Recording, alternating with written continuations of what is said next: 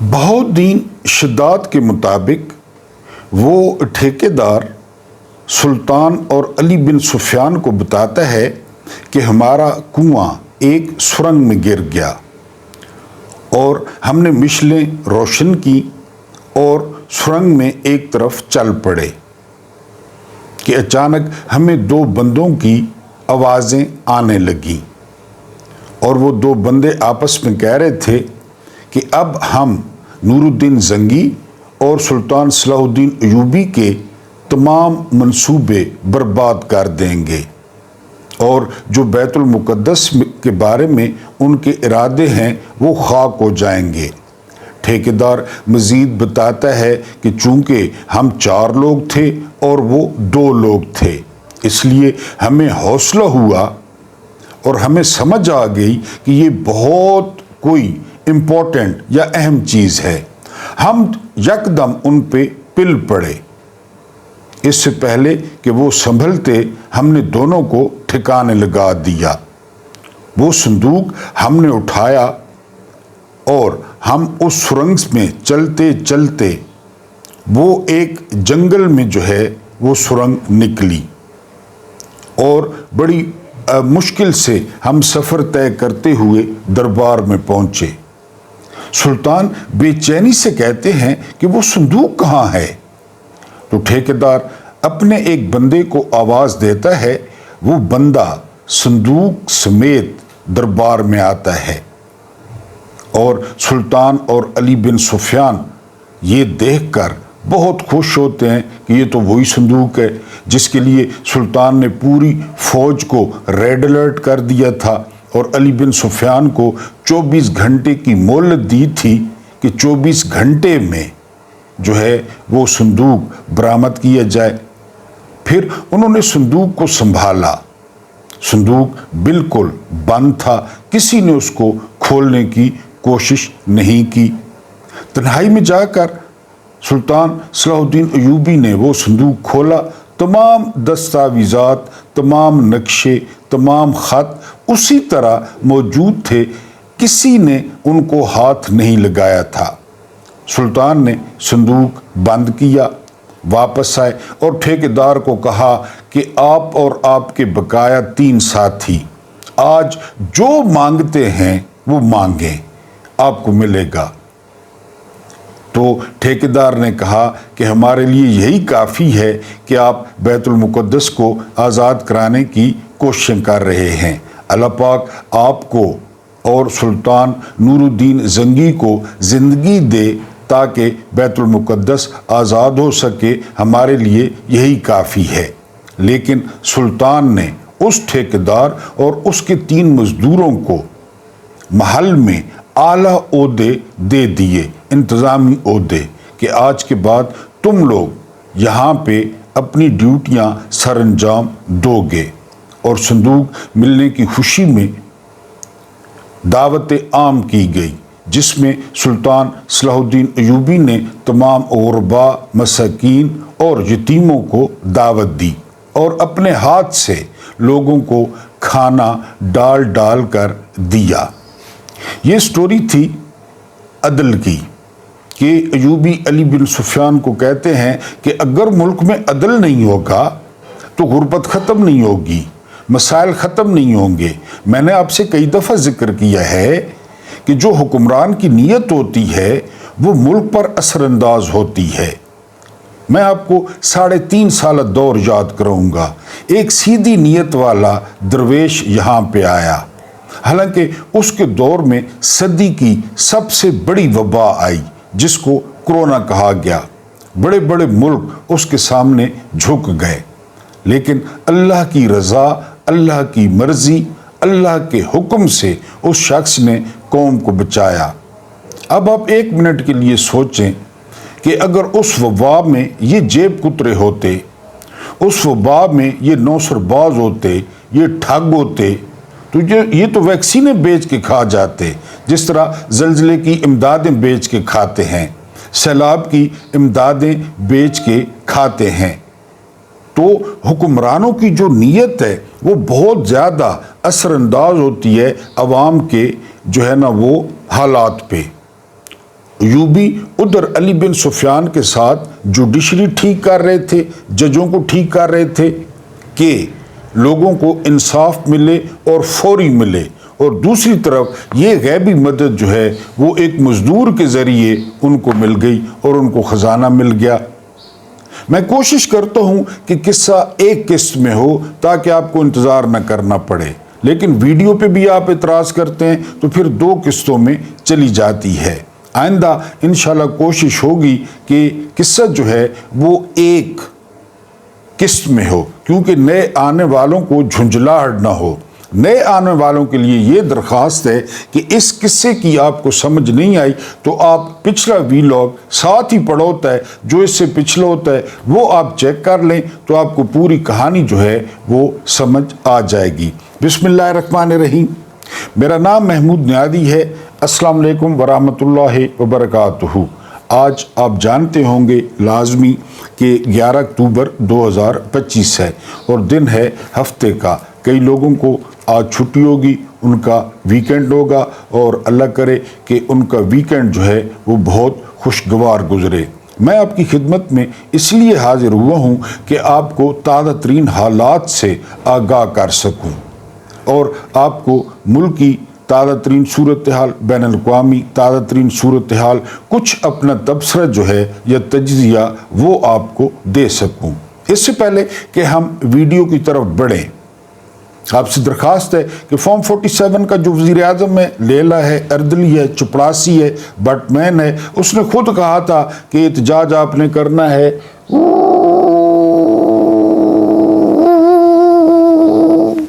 कभी कभी तेज़ भी मशीन चला दिया करें, और हमारी तरफ से, हमारी यूट्यूब फैमिली की तरफ से थू थू थू थू थू थू थू थू थू इस निज़ाम पर, इस निज़ाम को लाने वालों पर, इलेक्शन चोरी करने वालों पर, मखसूस सीटें डाकुओं को देने वालों पर, इन सब पे, और ख़ास कर जजों पर। आजकल सर्दियां आ गई हैं और मैंने कहा कि सर्दियां जो है वो सर्दियों के दिनों में सुप्रीम कोर्ट में ख़ास मखलूक घुस जाती है, जिसके बारे में मैंने आपको स्टोरी सुनाई थी खंजीर की, कि ये किस तरह पैदा हुआ और सुल्तान सलाहुद्दीन अयूबी ने किस तरह इसको प्लीद साबित किया, वो भी पीछे पड़ा है। वो सुप्रीम कोर्ट में दाखिल हो जाते हैं, हालांकि ज़रूरत नहीं है, क्योंकि जो अदल का और अदलिया की हालत है तो उनके दाखिल होने की ज़रूरत नहीं है। बहरहाल जिन्होंने ये सारा कुछ किया है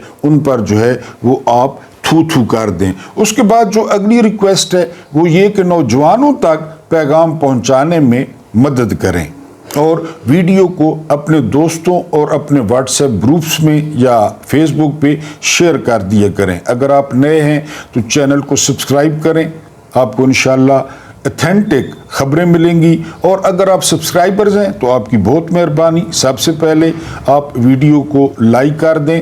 और वही दरख्वास्त जिस पर अभी तक मेरे दोस्त संजीदगी से नहीं सोच रहे, और वो दरख्वास्त ये है कि वीडियो की लेंथ के मुताबिक उसको पूरा देखने की कोशिश किया करें। बहुत नेगेटिव पैगाम जाता है जब आप दरमियान में स्किप करते हैं कि जी वीडियो में जान नहीं है, हालांकि मैं अपनी तरफ से बहुत जान मारता हूँ। जो एवरेज व्यू ड्यूरेशन है वो 10 मिनट का आता है या 11 मिनट का आता है, जो बहुत कम है 25 या 26 मिनट की वीडियो के लिए। तो इस पे आपने ख़ास कर्म करना है।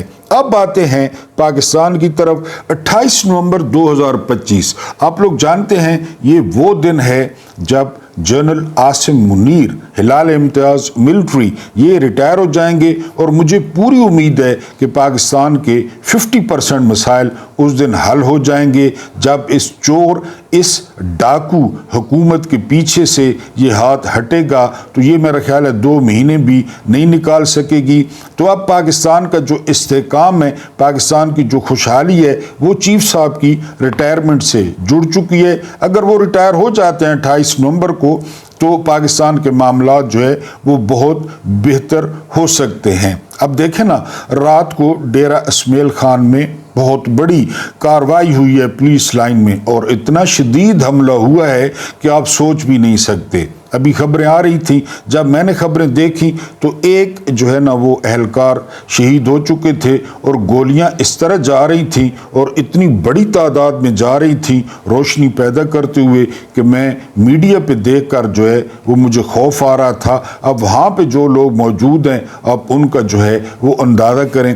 دوسری طرف راولپنڈی بند ہے، اسلام آباد بند ہے، اس کے مضافات بند ہیں۔ اگر آپ نے ادھر ٹریول کرنا ہے تو پلیز ٹریول نہ کریں۔ سی پیک بند ہے۔ سعد رضوی صاحب تحریک لبیک والے دوست، انہوں نے مارچ کا اعلان کیا فلسطین کے ساتھ یکجہتی کے لیے، اسرائیل کے خلاف، اور اب ٹی ایل پی کا موقف ہے کہ جی وہ اسرائیل کو ہم تسلیم نہیں کرنے دیں گے۔ موقف بالکل جائز ہے، لیکن 3 سال سے فلسطین میں یہ سب کچھ ہو رہا تھا، بہرحال ان کی مرضی ہے۔ اب کیا کیا گیا ہے؟ اب یہ کیا گیا ہے کہ سعد رضوی صاحب کے گھر پر اور ان کے جو والد صاحب کا مزار ہے وہاں پہ چھاپا مارا گیا ہے، اور مبینہ طور پہ سعد رضوی صاحب کی جو والدہ ہیں، سعد رضوی صاحب کی جو اہلیہ ہیں، بلکہ ان کی ایک چھوٹی بچی بھی، ان کو جو ہے وہ گرفتار کر لیا گیا ہے، اور چادر اور چار دیواری کا تقدس پامال کیا گیا ہے۔ میں نے آپ کو شاید یاد ہو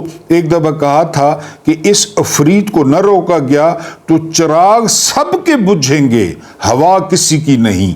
یہ سارے اکٹھے ہو جاتے اس ظلم کے خلاف، اس بربریت کے خلاف، اس آمریت کے خلاف، تو کچھ ہو سکتا تھا، لیکن چراغ سب کے بجھیں گے، ہوا کسی کی نہیں۔ کل پی ٹی آئی کے ساتھ ہو رہا تھا، ٹی ایل پی والے دوست بہت جو ہے نا مذاق اڑا رہے تھے، ہنسی والی پوسٹنگ کر رہے تھے۔ اب ٹی ایل پی کی باری آ گئی ہے، اور یہ اسی طرح ہے۔ آپ دیکھیں نا، سب سے پہلے زیاد صاحب نے کس کو کریش کرنے کی کوشش کی؟ پیپلز پارٹی کو، آپ کو اچھی طرح یاد ہوگا، بھٹو صاحب کو پھانسی دے دی گئی۔ پھر جنرل مشرف نے کس کو کریش کرنے کی کوشش کی؟ نون لیگ کو، اس میں سے کاف لیگ بن گئی، اور پھر وہ سارا کچھ آپ کو پتہ ہے۔ اب جنرل عاصم صاحب ہیں، وہ کس کو کریش کرنے کی کوشش کر رہے ہیں؟ وہ پی ٹی آئی کو۔ یعنی یہ جنرل ہیں، یہ سرکاری ملازم ہیں، یا ان کے ذمہ ڈیوٹی کون سی ہے، اور وہ لگے کس پہ ہوئے ہیں؟ یہ آپ کے سامنے ہے سارا کچھ۔ سارا بارہ یہ لاہور بھی بند ہے، راوی کا پل، تشدد بھی ہو رہا ہے، شیلنگ بھی ہو رہی ہے، گولیاں بھی، سارا کچھ جو ہے وہ ہو رہا ہے۔ اب ایک اور خبر آ رہی ہے، ابھی وہ جو 17 جوان شہید ہوئے تھے لیفٹیننٹ کرنل سمیت، اب خبر آ رہی ہے کہ تیرا میں 13 جو ہے وہ اہلکار شہید ہو گئے ہیں۔ یقین کریں کہ ان کے والدین کے بارے میں سوچتا ہوں، ان کی اہل خانہ کے بارے میں سوچتا ہوں، ٹھیک ہے وہ کیمروں کے سامنے پرچم کو چومتے ہیں اور پرچم کو سینے سے لگاتے ہیں، یہ ساری باتیں ٹھیک ہیں، لیکن ان کے 6-6 فٹ کے بیٹے، اور پھر ان کے گولیوں سے چھلنی جو ہے وہ سینے، اور پھر افسوس اس بات کا ہوتا ہے کہ خواہ مخواہ میں نے آپ کو کئی دفعہ بتایا ہے کہ D G I S I lieutenant general Nadeem Anjum صاحب نے فرمایا تھا، نہ ہماری مرضی سے کوئی آتا ہے، نہ ہماری مرضی سے کوئی جاتا ہے۔ تو یہ کیا ہو رہا ہے؟ اس کی سمجھ نہیں آتی، یہ کیا ہو رہا ہے اور کیوں ہو رہا ہے؟ پھر کوئی پرائی جنگ شروع کرنے کا جو ہے نا وہ چکر ہے۔ پھر بہرحال جی اس پہ ہم تو اب کچھ نہیں کہہ سکتے۔ امیر متقی، میں نے آپ کو بتایا تھا یہ بڑا اہم دورہ ہے، وزیر خارجہ ہیں افغانستان کے، انہوں نے انڈیا میں بیٹھ کے کل بتایا ہے کہ جی پاکستان یاد رکھے ہم نے سوویت یونین کے ساتھ کیا کیا، پاکستان یاد رکھے ہم نے امریکہ کے ساتھ کیا کیا، پاکستان یاد رکھے ہم نے نیٹو کے ساتھ کیا کیا۔ یہ ساری باتیں ٹھیک ہیں، لیکن امیر متقی صاحب وہ نعرہ تکبیر والے نہیں تھے۔ ہم بھی الحمدللہ نعرہ تکبیر والے ہیں، ہم بھی لڑنا جانتے ہیں، جس طرح آپ لڑ سکتے ہیں ہمیں بھی لڑنا آتا ہے، لیکن ان کے تحفظات جو ہے وہ اپنی جگہ، کابل پہ جو ایئر سٹرائکس ہوئی ہیں اس پہ انہوں نے بات کی ہے، اور اب انڈیا جو ہے وہ اپنا سفارت خانہ کھولنے جا رہا ہے انڈیا میں، اور پھر آپ کو پتہ ہے انڈیا کا وہ تو موقع سے فائدہ اٹھائے گا۔ پوری رات کے پی کے میں جو ہے وہ جا کے گزاری گئی ہے، کیونکہ جو ہے نا وہ دھمکیاں دی گئی ہیں کہ سہیل آفریدی کو نہیں جو ہے نا وہ آنے دیا جائے گا، گنگاپور کو کیوں ہٹایا گیا ہے۔ رات کو کے پی کے میں بہت زیادہ سرگرمیاں تھیں، سپیکر بھی موجود تھے، اس کے علاوہ وکلاء کو جو ماہر قانون ہیں، جو ماہرین ہیں آئین کے، ان کو بلوایا گیا کہ اب ہمارے پاس کیا آپشن ہے۔ اور یہ بھی خبر دی جا رہی ہے کہ 90 سے زیادہ جو ہے وہ پی ٹی آئی کے قومی صوبائی اسمبلی کے ارکان موجود تھے۔ جنید اکبر نے واضح طور پہ کہا ہے کہ کسی سے کوئی رابطہ کرے تو وہ پارٹی کو بتائے، اور ابھی تک کی اطلاعات کے مطابق کوئی بھی رکن وہ ٹوٹنے کے لیے تیار نہیں ہے۔ بہرحال اگر آپ نے گورنر راج لگانا ہے گورنر راج لگا دیں، آپ نے اسی طرح لٹکا کے معاملات کو رکھنا ہے لٹکا کے رکھیں۔ لوگوں نے تو ووٹ عمران خان کو دیا ہے، لوگوں نے ووٹ سہیل آفریدی کو دیا ہے۔ اب کہہ رہے ہیں سہیل آفریدی را کا بھی ایجنٹ ہے، اور جو ہے نا وہ سمگلر بھی ہے، اور جو ہے نا وہ نشہ بھی کرتا ہے، پتہ نہیں کیا کیا۔ پہلے کچھ نہیں کرتا تھا، جب ایم پی اے تھا، پھر مشیر بنا، پھر وزیر بنا، لیکن اب نامزد ہوا ہے تو بہرحال ٹھیک ہے، ساری رات وہاں پہ ایکٹیویٹی جاری رہی ہے۔ اس کے بعد جو اگلی خبر ہے، خالد مشل، یہ آپ جانتے ہیں بانی جو ہے نا رکنوں میں سے ہیں حماس کے۔ انہوں نے طیب اردوان کی بڑی جو ہے وہ تعریف کی ہے۔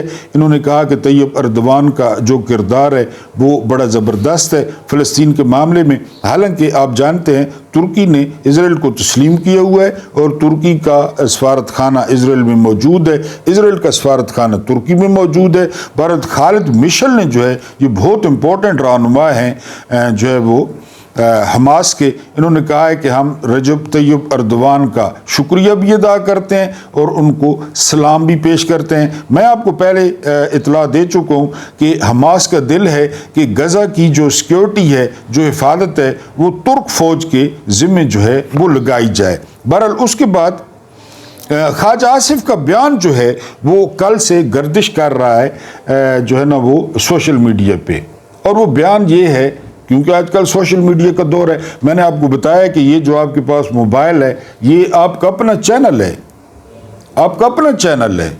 آپ لعنت بھیجیں حکومتی ٹوٹوں پہ، آپ جن کو سچا سمجھتے ہیں ان کو سنیں، ان کا پیغام پھیلائیں، ان کو طاقت دیں، ان کی آواز بنیں، ان کی سپورٹ کریں جن کو آپ ٹھیک سمجھتے ہیں، اور ان کی مدد کریں۔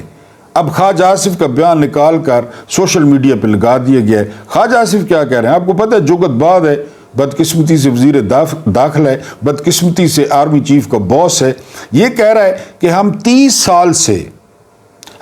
سال سے دہشت گردوں کو پال رہے ہیں، کھانا شانہ کھلا رہے ہیں، روٹی چھوٹی، اس کے بعد ان کو باڈی بلڈر بنا رہے ہیں، پھر ان کو ہم جہاد کے لیے بھیجتے ہیں۔ اب اس میں عمران خان کہاں سے آ گیا؟ یہ خواجہ آصف کہہ رہا ہے۔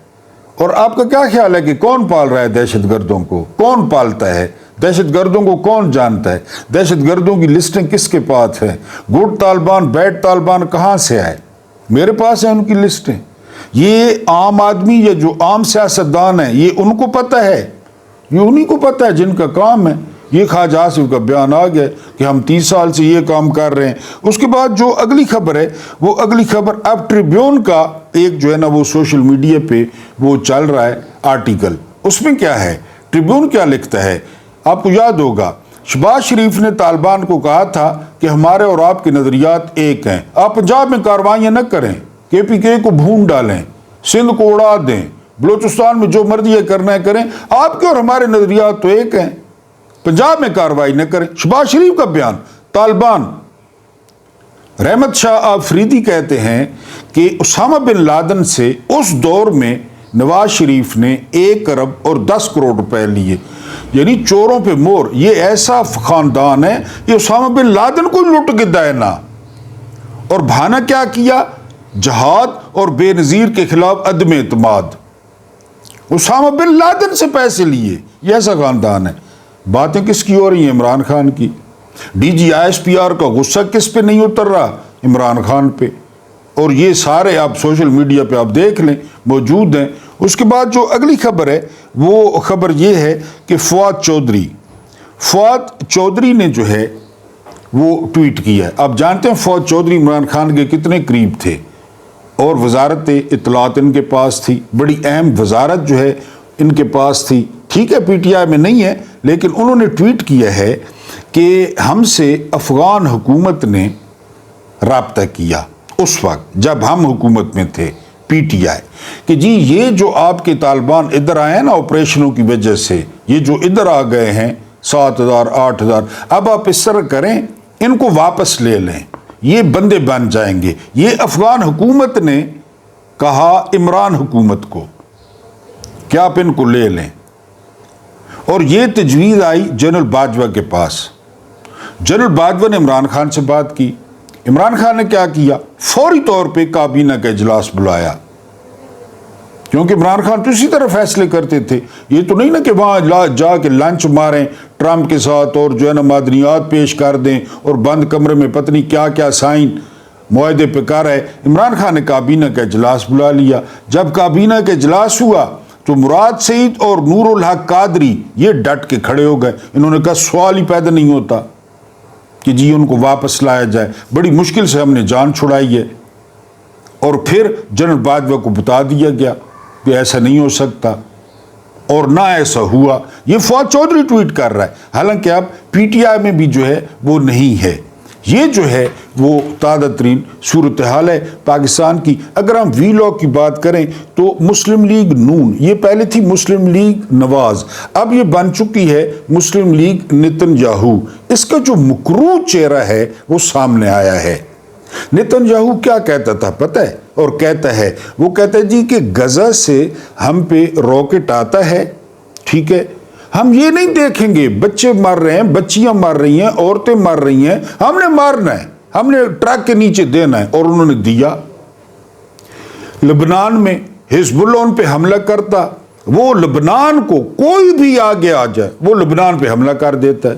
یمن میں یعنی یہی صورتحال ہے کہ وہ نہیں دیکھتے بچے عورتیں یہ سارا کچھ، ٹھیک ہے. یہ بنجمن نیتن یاہو کی پالیسی ہے پہلے دن سے. اسی چکر میں تو 80,000 فلسطینی جو ہے نا وہ شہید ہو گئے ہیں. خواجہ آصف اسمبلی میں کیا کہتا ہے؟ خواجہ آصف کہتا ہے کہ جی کولیکٹرل ڈیمیج تو ہوگا، وہ تو ہوگا. پہلے گن پوائنٹ پہ دہشت گرد ان کے گھر پناہ لیتے ہیں پختونوں، گن پوائنٹ پہ، ٹھیک ہے. وہ یا تو دہشت گردوں سے مرتے ہیں غریب لوگ، یا پھر صبح ڈرون سے مر جاتے ہیں. خواجہ آصف کہتے ہیں کولیکٹرل ڈیمیج ہوگا، عورتیں مریں گی، بچے مریں گے، اب آپ کو بھگتنا پڑے گا. کیا فرق ہے نیتن یاہو اور خواجہ آصف یا نون لیگ کی سوچ میں؟ ایک اور وہ جمہوریت کا سب سے بڑا چمپئن وہ پرویز رشید، ملک برباد کریں جرنیل، ٹھیک کرے نواز شریف، یہ پرویز رشید نے کہا تھا. وہ کیا فرما رہے ہیں رات کو؟ وہ کہہ رہے ہیں کہ کچھ بھی کریں، کچھ بھی کریں، نون لیگ، پیپلز پارٹی، آرمی کچھ بھی کرے، سہیل آفریدی کو روکیں. یہ کون سی جمہوریت ہے؟ کس ملک کی جمہوریت ہے یہ کہ سہیل آفریدی کو روکیں؟ یہ پرویز رشید کہہ رہا ہے. یہ ہے ان کا مکروہ چہرہ، یہ ہے ان کا اصل چہرہ، یہ ہے ان کا جمہوری چہرہ کہ جی سہیل آفریدی کو روکیں. قصور کیا کیا ہے سہیل آفریدی نے؟ کیونکہ سہیل آفریدی میں ان کو نظر آ رہا ہے. سہیل آفریدی کے بارے میں مطیع اللہ جان نے کہا ہے کہ اگر 5ویں سٹوری سے عمران خان سہیل آفریدی کو کہیں کہ وہ چھلانگ لگا دے تو سہیل آفریدی پوچھے گئی نہیں کہ کیوں وہ چھلانگ لگا دے گا. یہ ان کو جو ہے نا اصل مروڑ ہے، یہ اصل ان کا جو ہے وہ پرابلم ہے. D G I S P R اتنے غصے میں تھے، اتنے غصے میں تھے، کاش یہ دہشت گردوں کے خلاف اتنے غصے میں ہوتے. انڈیا 2 دن ہم پہ حملہ کرتا رہا، ان پہ اتنا غصہ آتا ہے ان کو. لیکن عمران خان اور سہیل آفریدی اب جو کچھ ڈی جی، پھر کہتے ہیں ہم پہ باتیں ہوتی ہیں. D G I S P R نے جو کچھ کہا اس کا ایک ایک پوائنٹ اگلوں نے آپریشن کر کے، اصل میں نا پرابلم یہ ہے کہ جی پی ٹی وی کا دور ہے. پی ٹی وی جس طرح لوگ موتیے بنتے تھے اور D G I S P R کے منہ سے نکلا ہوا جو لفظ تھا وہ مقدس تھا. 2 اخباریں تھیں، جنگ اور نوائے وقت. ایک پی ٹی وی تھا، فرمان لائی کے بعد کلوز. اب وہ حال نہیں ہے، اب خبروں کا سیلاب ہے. ایک ایک بات کا پوسٹ مارٹم ہو رہا ہے D G I S P R کا، ایک ایک بات کا، پوری کی پوری سیاسی پریس کانفرنس.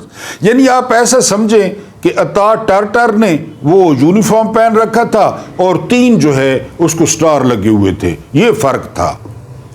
ایک نون لیگ کے نمائندے، ایک پیپلز پارٹی کے نمائندے، جب انہوں نے کہہ دیا پنجاب میں گورننس بہتر ہے، سیلاب والوں سے جا کے پوچھ لیں، وہ بارش والے چاچے سے پوچھ لیں گورننس کے بارے میں پنجاب میں. سندھ میں بہتر ہے، بالکل بہتر ہے، وہاں پہ تو قبضہ ہے، وہاں پہ تو زرداری معافی ہے، وہاں تو رو انوار ہے، وہاں تو عزیر بلوچ ہے. بالکل زبردست گورننس ہے، یعنی وہ ڈی جی آئی ایس پی وہ سیکٹری اطلاعات بن گئے نون لیگ کے اور پیپلز پارٹی کے، اور بری طرح پھنسے ہوئے۔ پھر یعنی یہی سوالات ہیں، اور پھر صحافی لے کر گئے پنڈی اسلام آباد سے اپنا یعنی ساتھ بندوبست کر کے لے گئے کہ جی پولے پولے سوال پوچھے جائیں گے۔ ایک دو خاتون نے سوال کیا تو D G I S P R کے پاس کوئی جواب نہیں تھا۔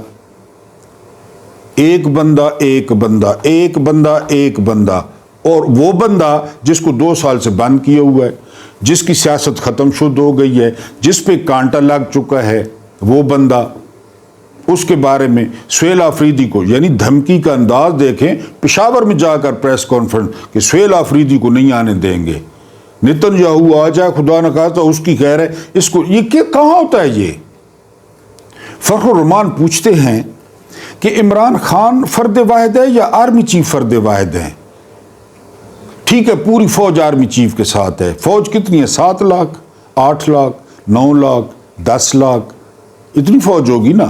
میں نے آپ کو بتایا تھا کہ جو میرا گاؤں ہے نا داؤد خیل، وہ عمران خان کے حلقے میں ہے، وہاں پہ چونکہ عمران خان جیل میں تھے، ٹھیک ہے، وہ جمال ہے کوئی احسن جمال، آپ اللہ پہ یقین کریں، میرے حلقے کا میں نے دیکھا نہیں، نہ لوگوں نے دیکھا تھا، وہ خان صاحب کی سیٹ پہ الیکشن لڑا، ٹکے کا بندہ نہیں ہے کسی لحاظ سے بھی، وہ لڑا، پورے پاکستان میں سب سے زیادہ ووٹ احسن جمال نے لیے، 2,18,000، لوگ جانتے ہی نہیں تھے کون ہے پتہ نہیں، اور نشان بھی میرا خیال ہے صوفہ تھا یا الماری تھی۔ میں نے اپنے گاؤں میں آدھا کلومیٹر کی لائنیں زندگی میں پہلی دفعہ دیکھی، آدھے کلومیٹر کی لائنیں، ورنہ لوگ وہاں پرواہ نہیں کرتے، ووٹ ہی نہیں ڈالتے۔ ایسا وہ فرد واحد ہے، یعنی جس نے 8 فروری 2024 کو بینڈ بجا دی، آپ کی بھی اور جن کو آپ ہینڈل کرتے ہیں ان کو بھی، وہ فرد واحد ہے، 80% عوام اس کے ساتھ ہے۔ فرد واحد تو آرمی چیف ہیں، اور وہ ایک بندہ ہے، انہوں نے ریٹائر ہو جانا ہے۔ اور پھر اس قوم کو یعنی ایوب خان نے سیٹوں اور سینٹوں کے معاہدے کر لیے سوویت یونین کے خلاف، کس سے پوچھا؟ کوئی پتہ نہیں، فرد واحد۔ ضیاء نے جہاد شروع کر دیا ڈالر لے کر، جہاد شروع کر دیا، ڈالر سپانسرڈ جہاد، کس سے پوچھ کر؟ اسلحہ، ہیروئن، کلاشنکوف، 45 لاکھ کابلی، ضیاء نے شروع کر دیا۔ اچھا، ضیاء نے ڈالرز لے کر مجاہد بنائے، مشرف نے ڈالرز لے کر دہشت گرد بنائے، انہی کو دہشت گرد، کس سے پوچھا مشرف نے؟ رچرڈ آرمیٹیج کی ایک کال پہ جو ہے نا الٹا لیٹ گیا مشرف۔ فرد واحد آپ لوگ ہیں یا فرد واحد سیاسی لوگ ہیں جو ایک ایک گھر جا کے ووٹ مانگتے ہیں اور لوگ ان کو ووٹ دیتا ہے؟ کیا فرمایا تھا دوسرے خلیفہ راشد حضرت عمر فاروق رضی اللہ تعالی عنہ نے؟ کل آپ غزوہ بدر کے دے رہے تھے نا حوالے، تو فاروق اعظم نے کہا تھا کہ کبھی کسی کو بندوق کے زور پر، تلوار کے زور پر اپنے اوپر حکومت نہیں کرنے دینا۔ ہم پہ ہوتی حکومت بندوق کے زور پہ، تلوار کے زور پہ۔ ہم نے تو مینڈیٹ دیا 8 فروری 2024 کو خان صاحب کو کہ آپ حکومت کریں، آپ نے چھین لیا۔ غزوہ بدر کے ساتھ کہیں الیکشن چوری کا ذکر، غزوہ بدر کے ساتھ کہیں پہ سکندر سلطان راجہ کا ذکر، غزوہ بدر کے ساتھ کہیں پہ قاضی فائد عیسیٰ کا ذکر، غزوہ بدر کے ساتھ سوٹے، ڈانگاں، گھر توڑنا، 9 مئی، یہ کچھ نہیں ہے۔ غزوہ بدر میں جی وہ ہوا تھا، اور پورا سوشل میڈیا دیکھ لیں کیا کر رہا ہے، وہ کس طرح پوسٹ مارٹم کر رہا ہے۔ اب جنرل باجوہ کی گواہی آ گئی، محمد مالک کہتے ہیں کہ میرا رابطہ ہوا جنرل باجوہ سے، جنرل باجوہ کہتا ہے بالکل بات ٹھیک ہے، ہمیں آفر ہوئی تھی کہ جی بندے بسائیں، میں نے خان صاحب سے بات کی، خان صاحب نے کابینہ میں رکھی، کابینہ نے کہا کہ پارلیمنٹ میں بریفنگ دیں، پارلیمنٹ میں بریفنگ دی گئی، اس کے بعد ریجیکٹ کر دی گئی کہ نہیں، ان کو واپس نہیں آنا چاہیے۔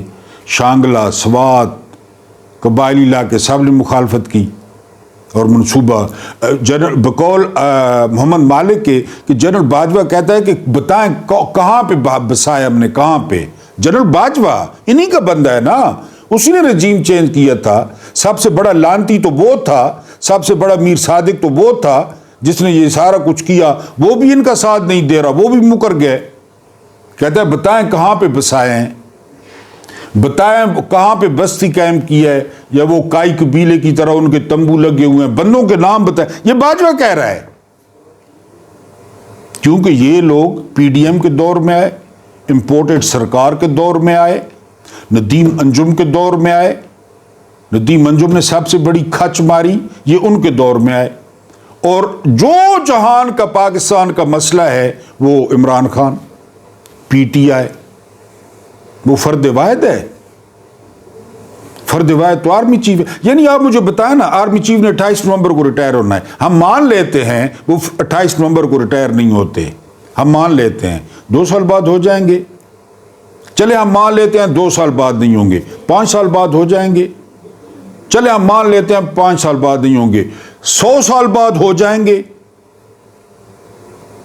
چلے ہم مان لیتے ہیں 100 سال بعد نہیں ہوں گے، 600 سال بعد ہو جائیں گے ریٹائر، 600 سال بعد، پھر کون جانے گا ان کو؟